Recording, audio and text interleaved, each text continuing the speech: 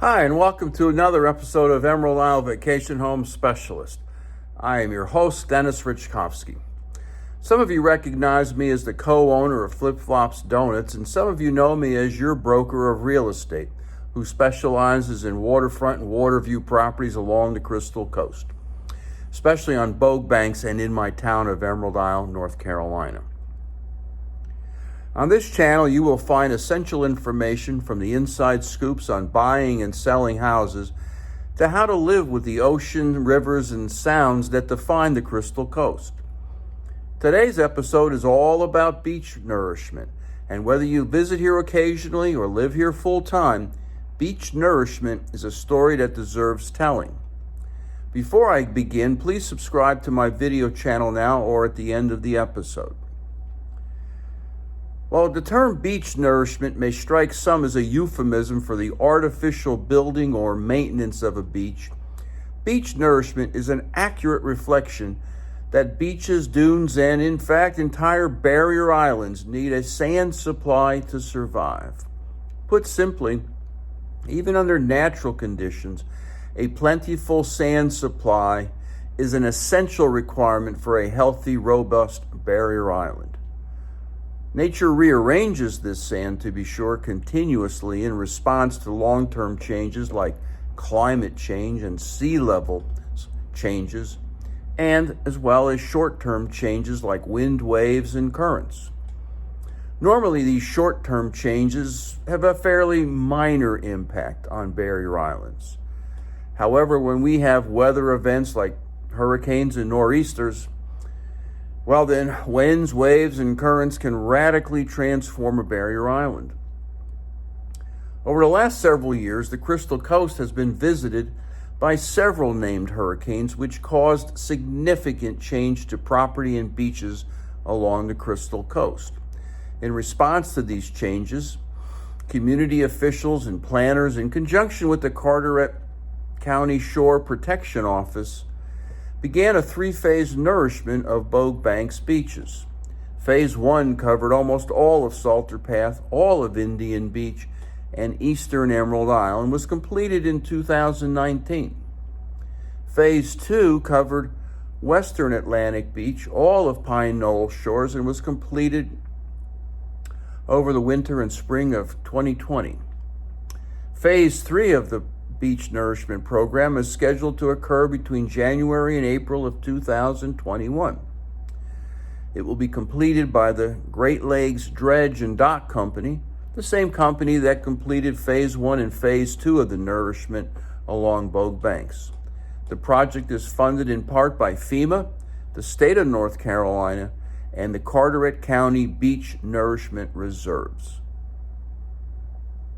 Phase 3 of this project includes the last stretches of western Emerald Isle near the Bogue Inlet Pier. In addition, the project includes central Emerald Isle, which has not had its beaches nourished in years. And it may be a small portion of eastern Emerald Isle, nourished in 2019, but considered a hot spot for erosion. Without going into detail, engineers are exploring different beach-filled geometries for eastern Emerald Isle in an effort to find a way to address that erosion hotspot. The process of beach nourishment is quite challenging and interesting. Great Lakes Dredge plans to mobilize two dredges, the Liberty Island and the Ellis Island, in addition to land and water-based pipe, heavy equipment, and personnel, starting in December of 2020.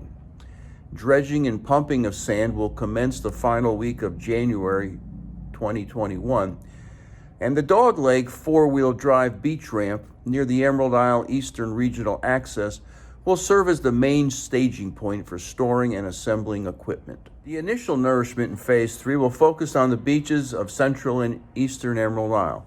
The Liberty Island will travel into the ocean and pump sand via a long submerged pipeline called a subline. A secondary connection called an elbow is used to transport the sand to the pickup line, which distributes sand in one direction east and then the other direction west along the beach. Lengths of pipe are added and subsequently broken down by workers while the dredge pumps sand for a 1 to 2 mile stretch of beach. Then the entire operation, including dredge, subline, elbow assembly, and pickup lines, are broken down and transported down the beach and reassembled to nourish the next 1 to 2 mile section. Rinse and repeat until the nourishment project is complete. In mid-March, the larger Ellis Island dredge will arrive to serve the Bogue Inlet Pier area in western Emerald Isle and help the Liberty Island dredge complete the nourishment project before the April 30th environmental window closes for the sea turtle nesting season. Dredged sand that is deposited on the beaches is called beach fill, and this beach fill is tied into the existing frontal dune using bulldozers.